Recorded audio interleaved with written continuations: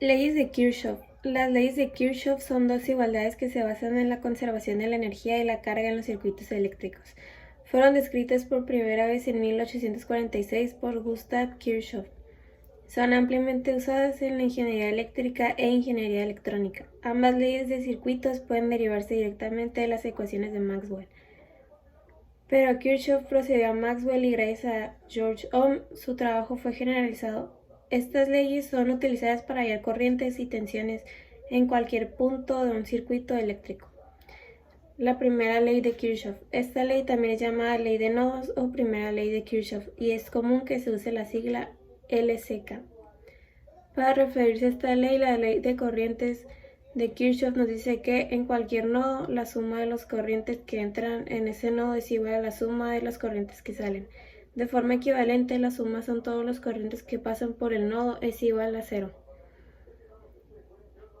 La ley se basa en el principio de la conservación de la carga, donde la carga en coulombs es el producto de la corriente en amperios y el tiempo en segundos. Segunda ley de Kirchhoff. Esta ley es llamada también segunda ley de Kirchhoff o se le conoce como la ley de tensiones. En un circuito cerrado, la suma de todas las caídas de tensión es igual a la tensión total suministrada. De forma equivalente, la suma algebraica de las diferencias de potencial eléctrico en un circuito es igual a 0. Esta ley se basa en la conservación de un campo potencial de energía. Dado una diferencia potencial, una carga que ha completado un lazo cerrado no gana o pierde energía al regresar a su potencial inicial. Fasores. Un fasor es una representación gráfica de un número complejo que se utiliza para representar una oscilación, de forma que el fasor pueda representar la magnitud y fase de la oscilación resultante de la superposición de varias oscilaciones de un proceso de interferencia. Los fasores se utilizan directamente en ingeniería eléctrica, óptica, ingeniería de telecomunicaciones y acústica. La longitud del fasor de la amplitud y el ángulo entre el mismo y el eje X, la fase angular. Debido a las propiedades de la matemática de oscilaciones en electrónica, los fasores se utilizan habitualmente en el análisis rudimentario de circuitos en AC. Finalmente, los fasores pueden ser utilizados para describir el movimiento de un oscilador. Las proyecciones del fasor en los ejes X, E y Y tienen diferentes significados físicos. Los fasores se usan sobre todo para resolver visualmente problemas del tipo: existen varias ondas de la misma frecuencia para fases y amplitudes diferentes interfiriendo en punto. ¿Cuál es la intensidad resultante?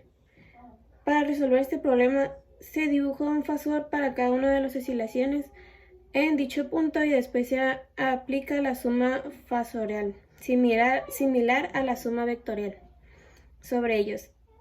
La longitud del fasor resultante es la amplitud de la oscilación resultante, y su longitud puede elevarse al cuadrado para obtener la intensidad.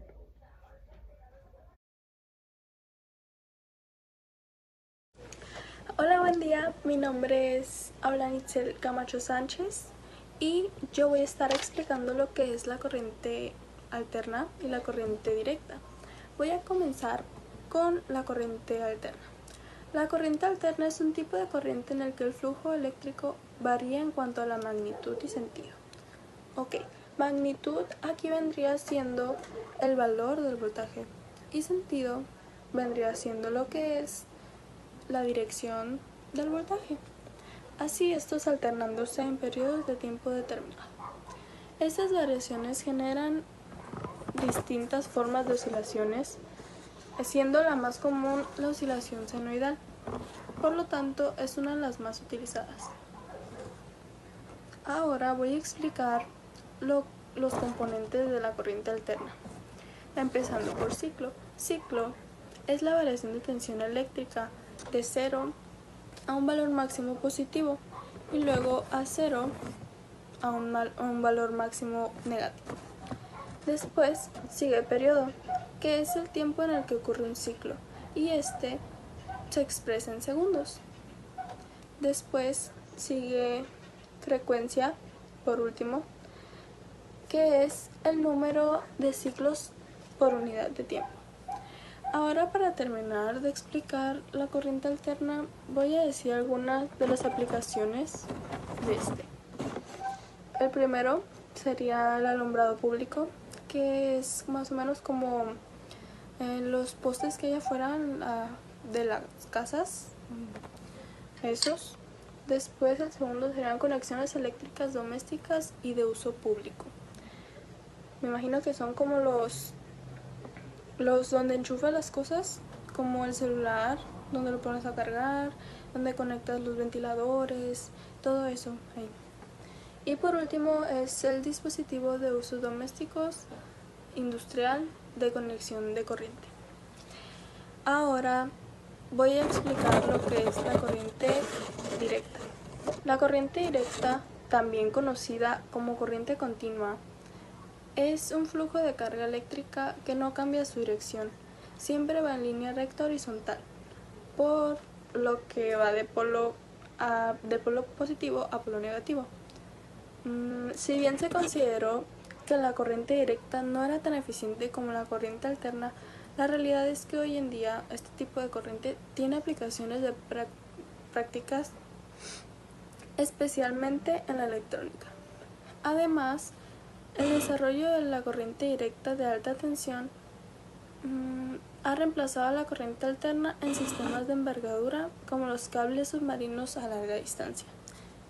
Y algunas de las aplicaciones de esta corriente son en automóviles, en transporte subterráneo y en ferrocarril, y en telefonía móvil. Gracias por su atención, sería todo de mi parte. Buenas noches, soy Isis Carrasco y voy a exponer sobre los capacitores. El principio del condensador electrolítico fue descubierto en 1886 por Charles Pollack como parte de su investigación en la anodización del aluminio y otros metales. Pollack descubrió que debido a la delgadez de la capa de óxido de aluminio producida, había mucha capacitancia entre el aluminio y la solución de electrolito. Un problema importante era que la mayoría de los electrolitos tendían a disolver esta capa de óxido de nuevo con la tensión que se eliminaba. Pero finalmente él encontró que el perborato de sodio, bien conocido como bórax, permitía la creación de la capa sin atacarla después. Le fue concedida una patente para el condensador electrolítico de aluminio con disolución de bórax en 1897. La primera aplicación práctica de esta tecnología fue en los condensadores de arranques de motores de corriente alterna. La mayoría de los condensadores electrolíticos son polarizados, esto es, solo pueden operar con corriente continua, pero usada varias veces de placas de aluminio anodizado e intercalado entre ellas el electrolito de bórax. Es posible hacer un condensador que puede ser usado en sistemas de corriente alterna. Un capacitor, o también conocido como condensador, es un dispositivo capaz de almacenar energía a través de campos eléctricos, un dispositivo, uno negativo y uno positivo. Este se clasifica dentro de los componentes pasivos, ya que no tiene la capacidad de amplificar o cortar el flujo eléctrico. Los capacitores se utilizan principalmente como filtros de corriente continua, ya que evitan cambios bruscos y ruidos de señales debido a su funcionamiento. Les nombraré las partes de un capacitor. Es un dispositivo cuanto a construcción es demasiado sencillo en comparación con otros componentes, ya que solo consta de 3 partes esenciales. Placas metálicas. Estas placas se encargan de almacenar las cargas eléctricas. Dielecto o aislante. Sirve para evitar el contacto entre las dos placas. Carcasa de plástico. Cubre las partes internas del capacitor. Su funcionamiento en su estado natural es que cada una de las placas internas tiene el mismo número de electrones. Cuando conectamos una fuente de voltaje, una de las placas pierde electrones, siendo esta la terminal positiva, mientras que la otra los gana, terminal negativa. Este movimiento de electrones se detiene cuando el capacitor alcanza el mismo voltaje que la fuente de alimentación. El material dieléctrico se coloca entre las dos placas y sirve para evitar que éstas hagan contacto entre sí. También sirve para que los electrones no pasen de una hacia otra. Cuando se desconecta la fuente de alimentación, los electrones ganados por una de las placas regresan a la otra placa para alcanzar su estado natural con el mismo número de electrones en cada una.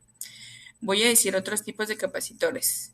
Existe el tipo electrolítico, cerámico, de película, de mica, supercapacitores que contienen doble capa eléctrica y variables. Un capacitor también puede ser llamado condensador. Se asemeja mucho a una batería, pues al igual que esta, su función principal es almacenar energía eléctrica, pero de forma distinta. Gracias por su atención.